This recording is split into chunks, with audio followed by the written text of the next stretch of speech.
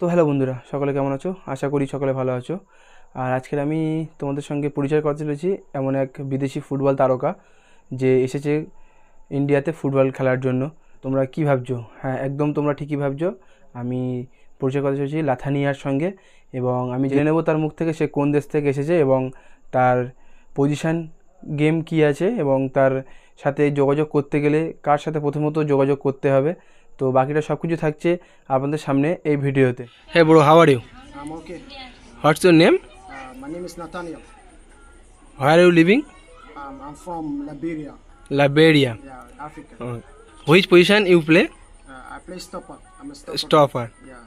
Who your official in India? Our official is here with me. No. No. Yeah. Okay. Hey Lathania, you grow up Cape. I wish and best of luck.